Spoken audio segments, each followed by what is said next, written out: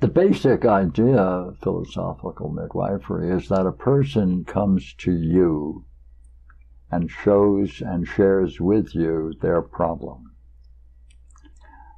After many years, I realized that while that was very effective in practical problems and life goals, there was something missing.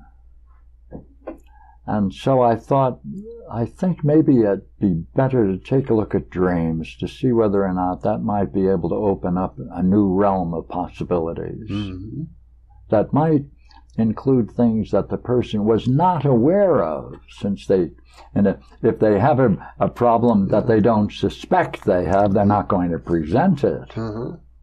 So I said, I'll study dreams. And since then, I have developed a very simple method. Everybody can learn it. It's open to all. And I'm pleased to hear that you had a recent dream. I did, but I'd just like to say, before we get into that, dream interpretation is much older than even Homer. I suspect it goes back to the Sumerians, the Babylonians. You see it in Joseph in the Bible. Yes, yes. And Homer, yes, plays a major role. All ancient peoples paid great attention to their dreams. As a matter of fact, what I found curious about medical treatment in the classic age of Greece, no physician would treat a patient without first inquiring about their dreams the night before they came to see them. In fact, the ancient Greeks had the Asclepian temples. That's right. Where people came to the temple to sleep and have dreams. That's correct. And Asclepius was the god of healing. Right. This is where Hippocrates received his training. That's right. I visited one such temple on the island of Kos. Oh, you did? Yes, That's indeed. Remarkable, right in the river. Well, I think it was up on a hill, but there's one that was. Go ahead, please. This was a very large building, comparable in many ways to the Acropolis in Athens. Wow! And well preserved. And I have to say, when I was there, I had a feeling, déjà vu, like I've been here before. And I thought, there's a path behind this building, and I walked to the rear, and there was a path, and I followed it into the woods as if I had been there before. Good.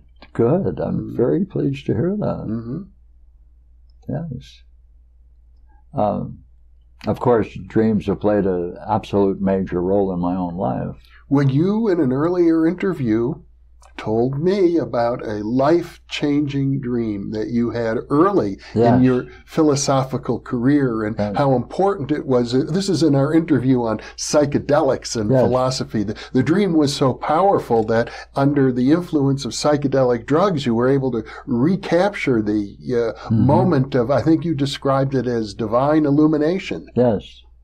Well, maybe, would you mind telling me about the content of that dream? Well, I found myself in a stone structure, nothing modern about it.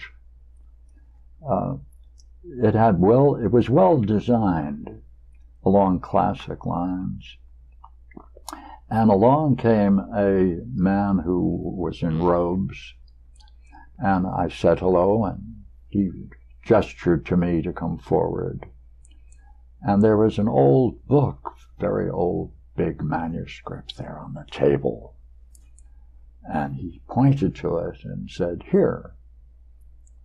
And words jumped out at me, and it said, "There will be time no longer."